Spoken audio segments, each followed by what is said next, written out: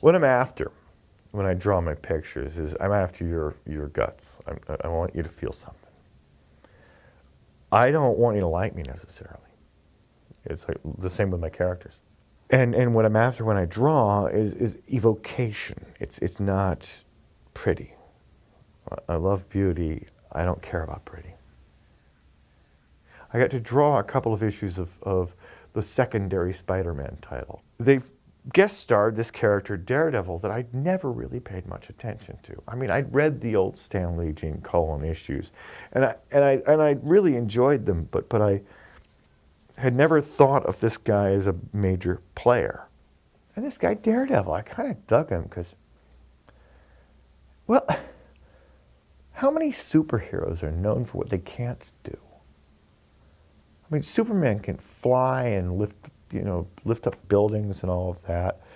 Batman's ridiculously smart and he's got all the technology in the world. And Spider-Man can spin webs and swing across buildings. Daredevil, he's blind. He can't see. That's his distinguishing feature. I fell in love. This guy was perfect. He could be the perfect hard-boiled superhero. Along the way, I decided he had to be a Catholic because only a Catholic could be a vigilante and an attorney at the same time. So I think religion and politics both have a very profound relation to comics because cartooning is taking reality and making it more so. It's like Hitchcock said about melodrama, is reality with all the boring parts taken out.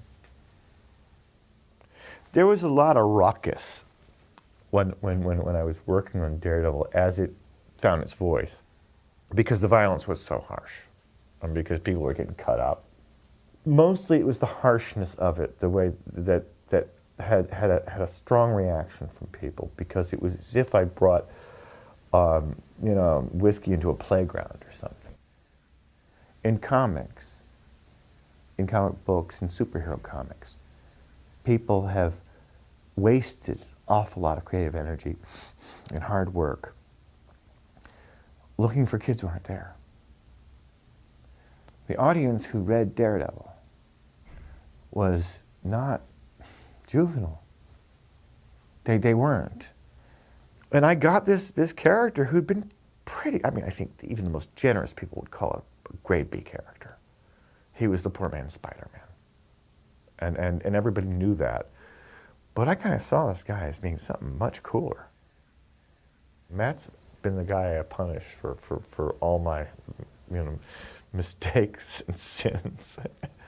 Because he really is, he is a flawed hero. In that he's a man who intends to do good and causes much damage. Matt should have been a villain. He had a horrible childhood. His romantic life is the worst. Oh, sure, the girls look great, but they end up dead or killing him or something. But somehow this guy redeems himself and moves ahead. He just doesn't give up. He's just like his dad. With Born Again, what I was really at, it was I think the first of a series of works that I've been involved with, where I've looked at taking the machinery of the hero apart and putting it back together in leaner form, so it was more pure. An awful lot of the conventions of the superheroes comes from the fear that was generated in the 1950s by the Senate hearings and the Comics Code and all that censorious nonsense. In Born Again, I really wanted to just say, okay, once and for all, I know you guys were moving fast. I mean, I know you guys, I know Stan, Bill, Stan Lee, Bill Everett, Wally Wood, all the rest. I know we all have to work for a living, and I know you kind of bashed this one out, okay? But let's take a look at it. Let's take a look at what works. And the Catholicism angle worked. And the senses work. I mean, DareDevil is by far one of the sexiest hero in comics. But beyond that, this lawyer vigilante thing, I mean, it's always been shaky. It's a fun contradiction, but it's a contradiction. And so I thought, break it down, destroy him. and then have the real deep hero emerge. And what I thought was the winning idea was I got rid of the costume for a good long time. And so that he wasn't wearing the tights, and you realize the hero wasn't the costume. The costume was just dressing around the hero. I introduced Elektra in the first issue of Daredevil that I wrote. I had been waiting to bring her in. I thought there was something stupid about the way superheroes always had these normal girls for girlfriends. Why? I mean, why would there be a Lois Lane to Superman? Why wouldn't he be running around with Wonder Woman? I mean, she can match him. Why wouldn't these people be operatic in their romance the way they are in their combat? I mean, is there anything more insipid than seeing some superhero in a love scene and all of a sudden he's just another guy who looks like us in a bed naked? No, these people bring down buildings with their passion. That's what they do with their fights. And Daredevil needed a romance that was worthy of him, of his passion and his physicality. And Elektra is such a good Greek myth from the house of Atreus, Agamemnon as her dad, and as a vengeful force. And also, come on, Freud named a complex after her. I mean, she's got issues. And I just expanded upon that. And also, I mean, it was just an exploration of what I guess superhero sex would be like. I've been writing Daredevil for a few months when I told him I wanted to steal the Kingpin away from Spider-Man. And that was risible at Marvel. Like, who the hell wants the Kingpin? He was the Jackie Gleason of supervillains. I mean, he might as well have been called Fat Man, because what he mainly did was he used his belly to fight Spider-Man. He was not known as the most brilliant achievement of the Stan Lee regime, okay? But he was just what I needed, because I needed a gang lord. And my colleague John Byrne took me aside at one point, and you know, as he was doing his X-Men run, and we were just having a ball being rivals at the time, and he said, "You know what you got to do?" He said, "You got to do this. You draw this guy the way he's been drawn for the whole first issue he's in." And I went, "Yeah." John was older and entered the field earlier than I did, and he said, "Then you turn him into a Frank Miller character. Light him. You're the guy who does the lighting." And he gave me a wonderful moment, which is where the Kingpin goes from being this line clear guy, you know, visually conceived by John Romita, who has one of the most beautiful lines that the field has ever seen. And then I have him light up a cigarette, and all of a sudden he was mine. There was a tension with the Kingpin, Bullseye, and Elektra and Daredevil that all was a psychodrama. Bullseye is the ultimate bad boy. He's a psychopathic killer, yes. But he's really good at it, and he's really smart. The final act of the Elektra story had to involve him.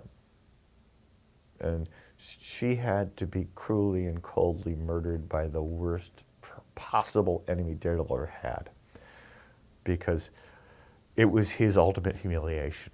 Along with losing the love of his life, he also, it was in such foul circumstance that the man was mocking her as he murdered her. And I don't think the symbolism of that sigh going through her was lost on much anybody. I mean, it was a rape murder in a superhero comic. It's pretty weird. To this day, I'm still surprised that Marvel was able to just say, okay. And in comics, you can't waste time. Comics exist in time. The reader is moving through time. It's not gallery work. And so you have to know how to produce it expeditiously, because that's where comics gain their energy. That's what makes them sexy. That's what makes them fun, is that they don't slow down in an artistic sense. everything is narrative. What's done by the hand in comics is something that movies cannot approach. We've felt so long like we were like the retarded little bastard nephew of media that we've forgotten that we're better at certain things than they are.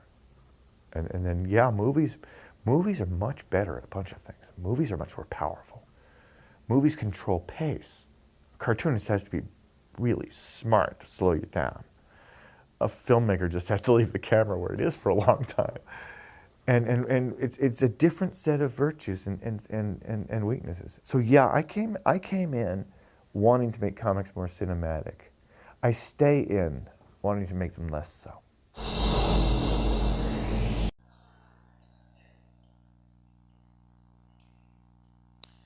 John chapter 8, verse number 1. It's a very familiar story. It's a short story, but I want to look at this and I want to draw some truths to answer the question, what is God like? Ultimately, that's what is the most important question. You know, when I think of all the ways that God could have been, I'm thankful for the way that He is. Think about this. All-powerful, creator of the universe. He spoke simple words and galaxies were flung into existence. He came up with the concept of time in His own mind. He formed all that is matter. He called into existence all that we see. He shaped light and He caused you to exist. All-powerful, all-knowing, timeless, spaceless, immaterial. A supernatural genius full of wonder. And this God, when He could have been any other way, chose to be a merciful God. What patience do we have for beings that are not at the same level as us? Now, you and I were created in the image of God. You and I were formed in His likeness. Think about that. The image of God. Image is the same place we get the word imagination from. You were formed in the imagination of God. You existed in His mind before you ever existed in this world. But let me back up a little. Because before I can ask what is God like, there are those who say, is there a God? And I thought it was too simple of a question until I heard someone present it this way. He said, either there is a God or there isn't. And that was like, okay, yeah, no kidding. But then he said, both possibilities are frightening. And that kind of shook me. You see, if there isn't a God, and somehow, some way, all of this came to existence, then we're in trouble because we're just kind of hurling through space with no one in control. And if there is a God, it is frightening to a degree if you do not know Him because He's completely unfamiliar. Why, we could have been created by a God who created us and then, just decided, I'm going to distance myself. I don't really care about that anymore. You ever start a project and then just kind of leave? What if God was like that? No, He chose to be a faithful God. And I want to talk, the reason I'm addressing this may be a little different than some of the Sunday morning sermons that are more topical, but I want to get into these two questions because I really believe that there are some people, even at a size like this, you are bound to have somebody here who, even though this is a church, even though many of us claim to be Christian, there are people in this room who struggle with the idea of what if God does not exist. I know personally that was one of my biggest struggles was skepticism. I shared a little bit of that this past weekend. And I thought it was ironic that God would take a skeptic and put him in the healing ministry. But God took my weakness and he turned it into his strength. And so I just want to quickly, I'm not going to touch too much on the first question of, is there a God? I just want to, just enough to kind of get you thinking, and just enough to solidify maybe a little bit in your mind, and maybe cause some ease and go, you know what, yeah. Because there are some people, and I talk to them all the time. You ever heard of YouTube? I get atheists and skeptics all the time commenting on my videos. And in dialoguing with them, I've been able to understand the point from where they're coming in their hearts. So rather than get angry with them, I do try as often as I can to work with them. And one of the things that the atheist will say, and you'll see it, and I know you probably know some people. How many know some atheists? Now, they're not all the same. Oh, wow, look at that. Look, raise your hand, look around. Look how many of us know atheists. Think about that. And so sometimes, and they're very adamant about it. I've talked to them. And I don't want to generalize, but majority of them, I say, well, why don't you believe in God? They go, it's just silly, it's ridiculous. I say, okay, tell me a logical reason why you don't believe in God. And then they do that whole runaround. They go, oh, it's I don't believe in fairy tales. I said, okay, tell me why you don't believe in God. You said that you don't believe in God, but tell me why. And for the most part, you're going to find that most of them don't actually have, and by the way, when you say logic means to take steps to come to one conclusion. That's logic. They don't have steps, they just have a conclusion. Probably the most, and this is the one thing I will touch on, and I won't get too deep into this, I promise. I know some of you are, I know this is a little different. Probably the most troublesome idea for someone who is struggling to believe in God is that evil exists in the world. And I'm surprised because that's not really a logical argument, that's an emotional one. Atheists don't have logical, meaning step, conclusion. They just have emotional problems. Well, I don't like the idea of someone being in control of my life, or I don't like the idea of this or that. And then that is the one they will often present. First of all, they present evolution, but if that did occur, it was a miracle and evidence for the existence of God. But I do also see that evil is one of the things that they want to address. They say, why is there so much evil in this world? And I stop them right there. Now follow this. I say, wait a minute, you say there is evil in this world. They go, yes. Like what? And they go, oh, like Hitler, like genocide, war, and famine, and people suffering. I said, okay, so you believe in evil. They go, absolutely. Okay, you say there is such a thing as evil. And if there is such a thing as evil, then there is such a thing as good. And if there is such a thing as good, then there is such a thing as a moral law upon which we decide if something is good or evil. And if there is a moral law, then there is a moral lawgiver. And that would be God. But if there is no God, there is no moral law. If there is no moral law, there is no such thing as good. If there is no such thing as good, there is no such thing as evil. If you believe in evil, you believe in God. And I'll tell you this, you can be a spirit-filled, worshiping, powerful, walking in the miraculous Christian and still be a logical human being. I will challenge anyone, and I put this out there all the time. I say, I will challenge you, bring your best atheist. Bible says, study to show thyself approved unto God. I'm telling you, the Christian faith is perfectly sound, reasonable, and logical. And I can back that up day and night if you wanted me to. So I want to encourage you with that first. So let's move past that now. Okay, it's just ridiculous to not believe in a God. It really, really is a silly idea.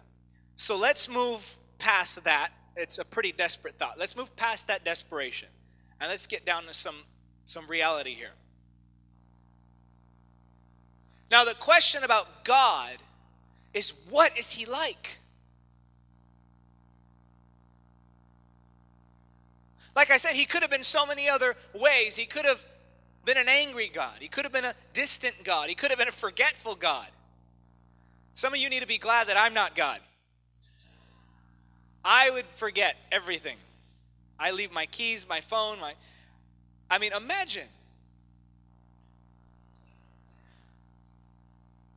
The Bible says in John chapter 14, verse 6, and it's Jesus talking. He says, I am the way, I am the truth, I am the life. No man comes to the Father but by me. And I will unapologetically preach this without compromise until the day I die. There is no other way to heaven but through Jesus. I said, Jesus is the only way. But he said this interesting statement, and it is so powerful. He says, I am the way. I am the truth. I am the life. There's authority in his claim. So when he says this, and when he says that there's no other way, all the belief systems of the world, you can gather them together, atheism, all the religions, all the philosophies, and ours, Christianity. And you could say that all of us can be wrong, but not all of us can be right. In fact, that's the nature of truth, in that it discounts anything that's a lie. So when we look to what Jesus said here, when we look to the words that he spoke, he's leaving it close. He says, I'm the only way. So either Jesus is the only way or he's not the way at all. When Jesus spoke those words, if you prove, and I've heard people say, well, how do you know? You're so confident. They use these excuses to try to dismiss it. Oh, you're so young. You haven't explored the other belief systems. Well, I know that lighting myself on fire doesn't feel good, and I don't have to experience that to know that. There are some things that just logic tells you. And Jesus, when he said this statement, he actually made it very simple for us. See, to find out the truth, you don't have to go disproving every lie. To find the truth, you just have to discover that one truth. You don't need to search everywhere. Ask yourself this one question: is Jesus the way? And if he is the way, follow him. If he isn't, then keep looking. But if he is, he said, I'm the only way. To believe in Jesus automatically discounts, discredits, and disillusions every other belief system presented. So the question now is, was he who he said he was? Well, standing and sitting in this room are miracle testimonies, lives restored, people who have experienced the person of Jesus.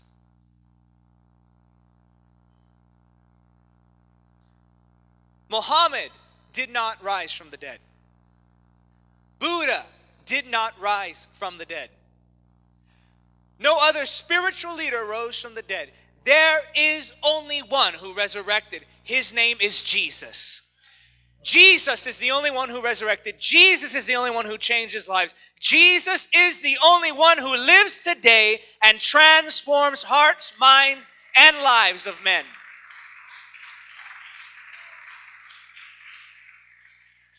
We have the victory. One of the things that they say ruins sports people is when they record the game and somebody tells them the score, right? Well, I'm going to tell you, in the end, we win. In the end, we win it all. We serve a living God. We don't serve a dead historical figure. We don't serve a dead idea. We don't serve a cerebral thought. We serve a living God. We serve Jesus, the Son of God. When he rose from the dead, he proved who he was. And now we look to Jesus to answer the question, what is God like? John chapter 8, verse 1. Jesus returned to the Mount of Olives, but early the next morning he was back again at the temple. A crowd soon gathered, and he sat down and taught them. As he was speaking, the teachers of religious law and the Pharisees brought a woman who had been caught in the act of adultery. They put her in front of the crowd. "Teacher," they said to Jesus, "this woman was caught in the act of adultery. The law of Moses says to stone her. What do you say?" They were trying to trap him into saying something they could use against him. But Jesus stooped down and wrote in the dust with his finger. They kept demanding an answer. So he stood up again and said, "All right, but let the one who has never sinned throw the first stone." Then he stooped down again and wrote in the dust.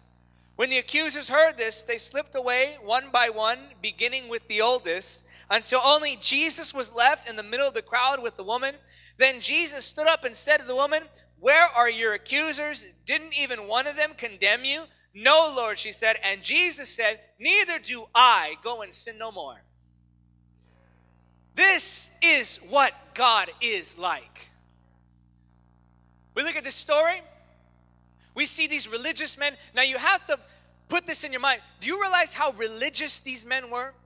They were so determined to bring a point against Jesus that he could not answer, that they were willing to risk the life of a woman just to do it.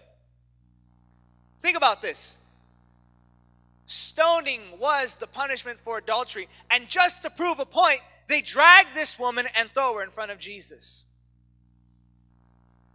Think about this also, that if they caught her in the middle of the act of adultery, these guys are not only religious, they're perverted. Think about that. I don't mean to be crass with you, but they caught her in the act of adultery. And they dragged her out. Now, I thought about this. She probably didn't go with them willingly. And if they caught her in the act, she probably wasn't dressed modestly. As they dragged her away, she knew what this meant. They had her in their grip, and they began to take her. I'm sure that in her embarrassment and shame, she trembled and reached for the nearest thing that she could find to clothe her. And these men come before Jesus. The woman is filled with fear, knowing that her death may be approaching within hours. Caught in the middle of adultery. And they grab this woman and they throw her down in front of Jesus. And she's there before him, trembling, afraid, broken, and ashamed. Thoughts are racing through her mind. What will Jesus do? They demand an answer from Jesus. Jesus pretends to not hear them. And they prepare their stones. And in our lives, there are many stones that the enemy can throw at you. One stone in his hand may be your past mistakes. One stone may be a failed marriage. Another stone may be a different failed relationship. It may be guilt and condemnation that the enemy throws at you. It may be shame. It may be your weakness. It may be your sin. It may be your disobedience. It's amazing to me all the things that we can think of that are wrong with us when it's time to worship. The enemy has his stones ready. You've been caught in sin. The punishment is death. And they bring you before Jesus. And we were all once there, naked before him, broken, ashamed, and afraid. And these men, they try to say things that will trap Jesus. But you can't trap the Son of God. He had the wisdom to form the foundations of the earth. You don't have wisdom to trap this guy. And Jesus gives an answer that is both just and merciful.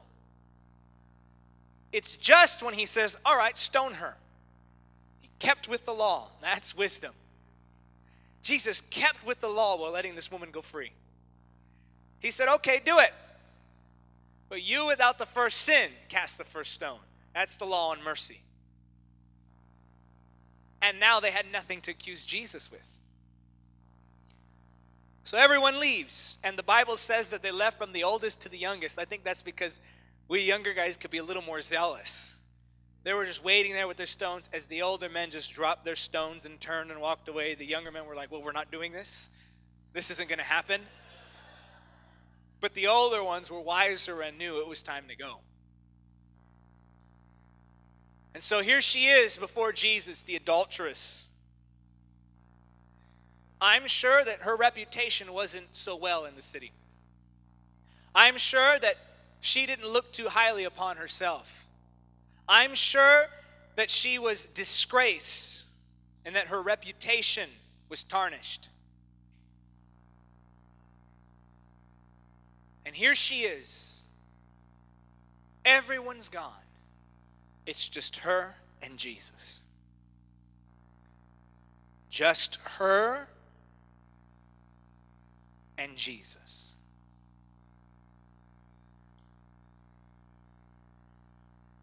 And I believe that she thought, what's he gonna do? What is God like?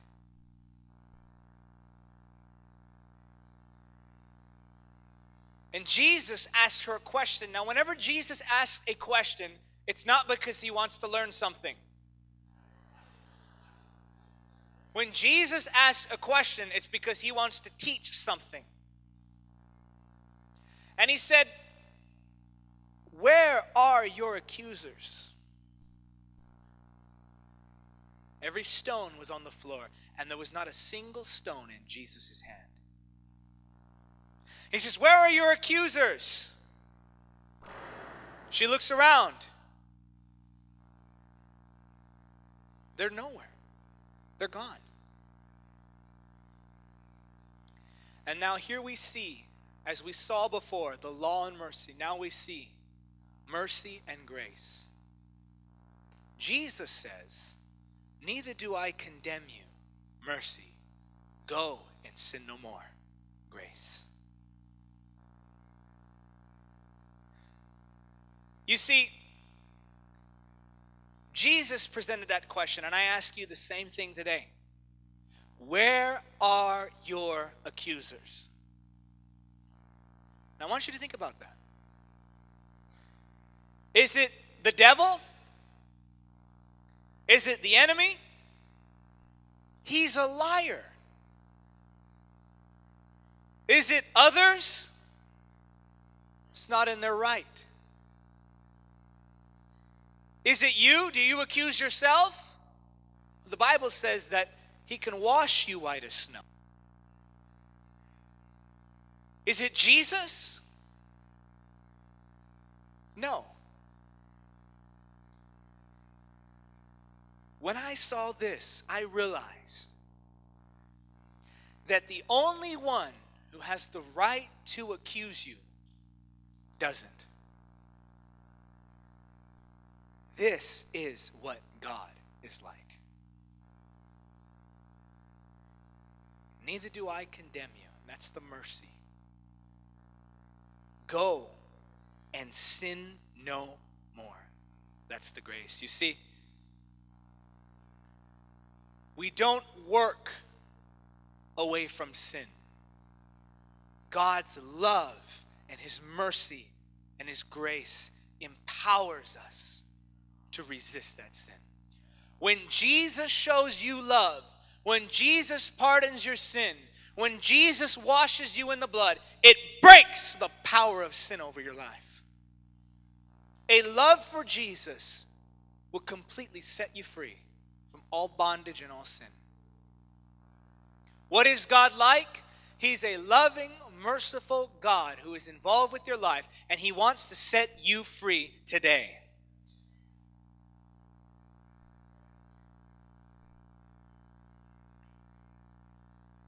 That woman should have been stoned. But the mercy of God